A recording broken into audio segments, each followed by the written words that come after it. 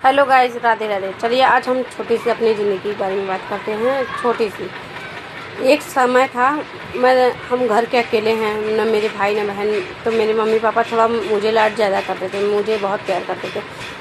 तो कभी भी स्कूल, सुबह तो स्कूल गए, फिर आए, खाना पीना खाए, अपना लेटे होए, फिर हम सोते थे तो माँ से अपने कह के सोते थे। 12 बजे का टाइमिंग था। तो हम अपनी मम्मी से अक्सर कहते थे, मम्मी हम सुबह जल्दी उठ जाते, हमको नींद आ रही है, हम सो जा रहे हैं, आप उठाइएगा नहीं। तो मेरी माँ सोने देती थी, कहती है जान दो, वो बेचारी सो जाए, सो जाए। तो हम शाम के 4 बज जाए, 5 बज जाए, उठे ना। और मेरी मम्मी का एक ही रूम छोटा सा था, उसी में खाना बनाना रहता था।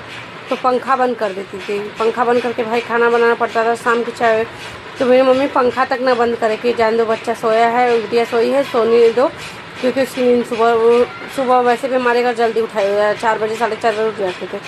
तो उठ जाए तो दोपहर में सो, तो मेरी मम्मी पंखा तक नहीं बंद करती थी कि बिटिया उठ ना जाए। लेकिन जिम्मेदारी एक ऐसी चीज़ है ना कि अपने आप नींद खुल जाती है। एक ससुराल में जिस दिन शादी हुआ, जब शादी करके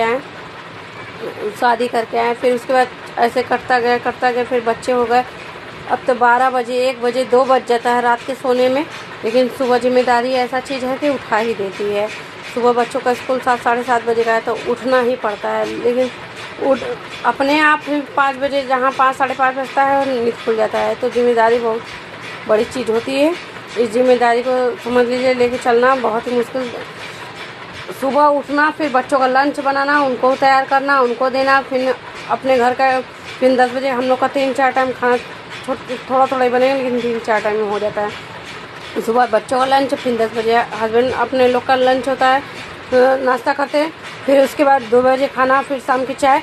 सोचते हैं दोपहर में थोड़ा रेस्ट करेंगे, लेकिन रेस्ट क्या, वो आराम रात को सीधे।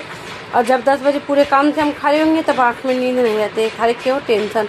तो जिम्मेदारी, यही सबसे बड़ी चीज़ जिम्मेदारी होती है। जिम्मेदारी बहुत कुछ हम लोग को सिखा देती है। हम अपने माँ बाप के अकेले थे, जो इतना हम लाड प्यार से रहते थे, लेकिन ससुराल में आके कोई वो नहीं है। बस यही सब है ज़िंदगी। ऐसे हमारे तरफ बहुत से भाई बहन हैं हमारे, की जिम्मेदारी से अपने, और कभी भी सोचते हैं चलो हम मायके चल जाएंगे थोड़ा रेस्ट में, लेकिन सालों साल, हमें 1-2 साल हो जाता है मायके भी जाने। क्योंकि मायके भी जाते हैं तो सूनापन हमें लगता है, वहाँ कोई है अपना नहीं, भाई बहन।